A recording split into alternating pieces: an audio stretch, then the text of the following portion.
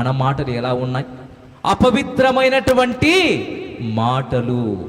ఈ అపవిత్రమైనటువంటి మాటలు మనం కలిగి ఉన్నామా అని దేవుడు సెలవిస్తూ ఉన్నాడు. ప్రియ దేవుని బిడ్డలారా, ఈరోజు కాలు జారితే తీసుకోవచ్చేమో, కానీ నోరు జారితే తీసుకుంటామా? కాలు జారితే తీసుకోవచ్చు, పడిపోతే లేవచ్చు, కానీ నోరు జారితే మనం తీసుకోగలుగుతామా? ఏమాత్రం తీసుకోలేం. ఒక దెబ్బ కొడితే అప్పటికి మాత్రమే మానిపోతుంది, కానీ ఒక మాట ఆ హృదయాన్ని గాయపరుస్తుంది, ఆ హృదయాన్ని భయంకరంగా కృంగదీస్తుంది.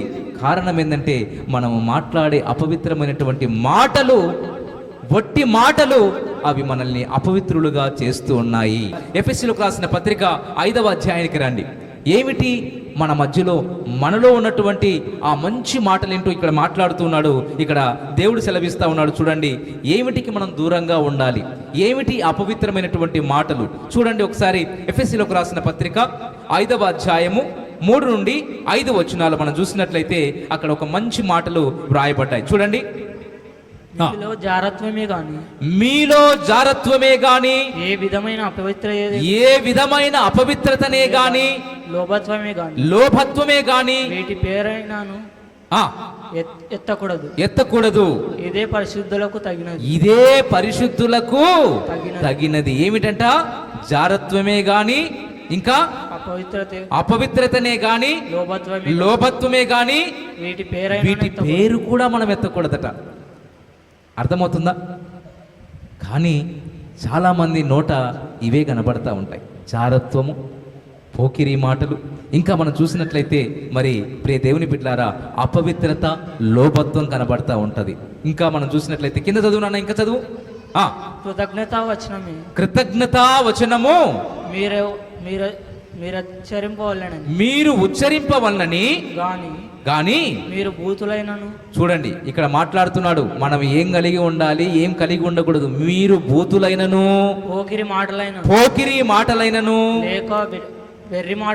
వెర్రి మాటలైనను, సరసోక్తులైనను ఉచ్చరింపకూడదు. ఏమేమి ఉచ్చరించకూడదంట? బూతులు మాట్లాడకూడదు, పోకిరి మాటలు మాట్లాడకూడదు, సరసోక్తులు. చాలా మంది సరసోక్తులు వాడుతూ ఉంటారు.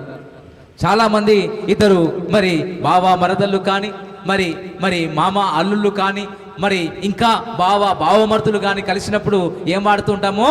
సరసోక్తులు వాడుతూ ఉంటాం. ఇవి కూడా మాట్లాడకూడదు. అవి కూడా మనల్ని ఏం చేస్తున్నాయి?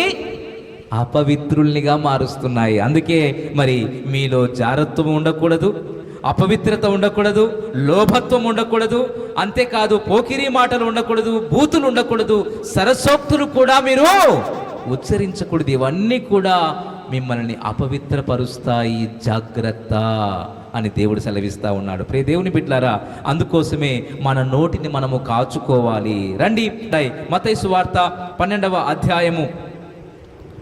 ఇవన్నీ కూడా మన నోటి నుండి వస్తున్నాయి. మన నోటి నుండి వస్తున్నాయంటే కారణం ఏంటంటే మన హృదయము నిండి ఉంది కాబట్టి నోరు మాట్లాడుతూ ఉంది. చూడండి, ఆ మాట కూడా మత్తయి సువార్త 12వ అధ్యాయము 34 నుండి 36 వచనాలు. 34 నుండి 36 వచనాలు. సర్ప సంతానమా, మీరు చెడ్డవారయుండి ఎలాగు మీ దగ్గర మంచి మాటలు ఉంటాయి. చూడండి, మనము నిజంగా బూతులు మాట్లాడుతూ ఉంటే, పోకిరి మాటలు మాట్లాడుతూ ఉంటే, సరసోక్తులు మాట్లాడుతూ ఉంటే, వాళ్ళ గురించి దేవుడు సెలవిస్తున్నటువంటి మాట, సర్ప సంతానమా మీరు చెడ్డవారయ్యుండి మీ దగ్గర మంచి మాటలు ఎక్కడొస్తాయి? మరి ఎట్లా ఉన్నాం చూడండి ఒకసారి. చదువు నాన్న. హృదయము నిండిన దానిని బట్టి నోరు మాట్లాడును. నీ మాటను బట్టి నీవు నీతిమంతుడవో అనీతిమంతుడవో, పవిత్రుడవో అపవిత్రుడవో నీ మాట తెలియజేస్తుంది. ఆ మాట ఎక్కడి నుండి వస్తుందంటే నీ హృదయములో నుండి వస్తుంది. కాబట్టి నీ హృదయాన్ని కాపాడుకోవాలి. చూడండి, ప్రసంగి గ్రంథములో 5:2 వచనం మనం చూసి, అయితే నీవు వీటిని కలిగి ఉన్నావా, ఏం చేయాలి? దానికి సొల్యూషన్ చెప్తున్నాడు. చూడండి, ఎక్కడ చూడండి, నీవు దేవుని సన్నిధిలో అనాలోచితముగా నీ హృదయము త్వరపడనీయకుము, నీ హృదయాన్ని త్వరపడనివ్వద్దు, నీ నోటిని కాచుకోము, నీ నోటిని కాచుకో. కాచుకో. ప్రియ దేవుని బిడ్డలారా, చదువు నాన్న. దేవుడు ఆకాశమందున్నాడు, దేవుడు ఆకాశమందున్నాడు, నీవు భూమి మీద ఉన్నావు. నీవు భూమి మీద ఉన్నావు. కావున నీ మాటలు కొద్దిగా ఉండవు, కావున నీ మాటలు కొద్దిగా ఉండవు. కొద్దిగా ఉండాలి. రే దేవుని బిడ్డలారా, అపవిత్రత మనల్ని ఎంతగా దిగజారుస్తుందో, అపవిత్రత మన జీవితాలను ఎంతగా నాశనం చేస్తుందో, ఈరోజు అపవిత్రమైనటువంటి వట్టి మాటలు కలిగినటువంటి వారముగా ఉండి ఎంతగా మనము నష్టపోతున్నామో, మనము ఏవేవి అపవిత్రములో ఏ మాటలు మన జీవితాలను నాశనం చేస్తున్నాయో ఇక్కడ క్లియర్గా ఉన్నాయి. మీ జీవితాల్లో జారత్వం ఉండకూడదు, లోభత్వం ఉండకూడదు, పోకిరి మాటలు ఉండకూడదు, బూతులు ఉండకూడదు, సరస్వక్తులు ఉండకూడదు. ఇవన్నీ మీరు కలిగి ఉన్నారా? అయితే అవన్నీ ఎక్కడి నుండి వస్తున్నాయి? హృదయము నిండిన దానిని బట్టి మీ నోరు మాట్లాడుతూ ఉంది. మీ హృదయము అలాగూ ఉంది అంటే మీరెవరు? సర్ప సంతానము. మీరు చెడ్డవారై ఉండి ఈ మాటలు మాట్లాడుతున్నారు. జాగ్రత్త. అయితే నువ్వు ఎలా ఉండాలి? అనాలోచితంగా నువ్వు నోరు తెరిస్తే ఈ మాటలు మాట్లాడకూడదు, అజాగ్రత్తగా ఉండకూడదు. నువ్వు జాగ్రత్త కలిగి జీవించాలి అంటే నీ నోటిని కాచుకో, నీ మాటలు కొద్దిగానే ఉండాలి. అంతేకాని మరి మాట మాట్లాడితే ఆ మాట మనల్ని అపవిత్రపరుస్తుంది, ఆ మాట మనల్ని నష్టానికి తీసుకొని వస్తుంది. అందుకే సామెతల గ్రంథం అంటాడు, తన నోటిని కాచుకొని వాడు శ్రమల నుండి తన ప్రాణమును కాపాడుకుంటాడట.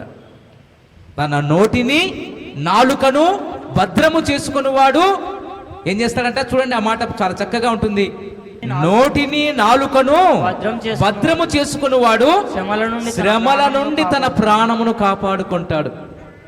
ఈరోజు మనము మన నోటిని భద్రంగా కాపాడుకుంటున్నామా?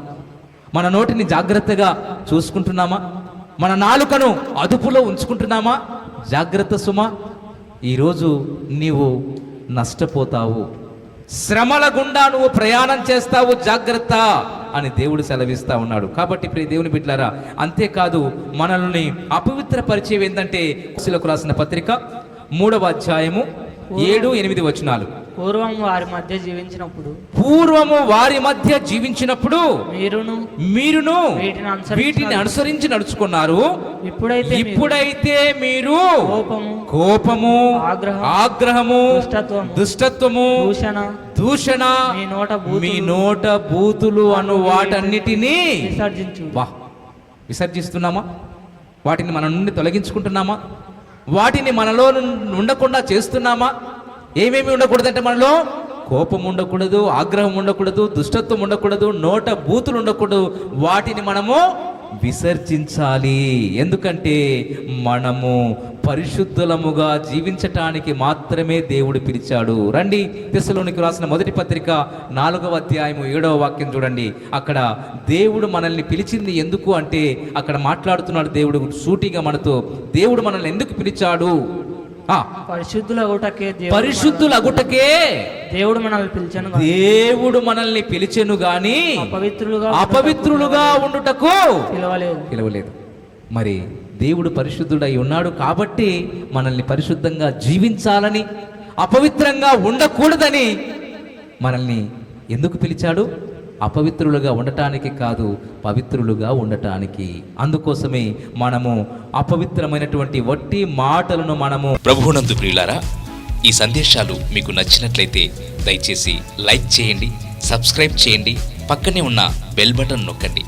ఈ సందేశాలను దయచేసి 10 మందికి షేర్ చేయమని ప్రభువు నామమున ప్రేమతో మీకు మనవి చేస్తున్నాం. Thank you. Praise the lord.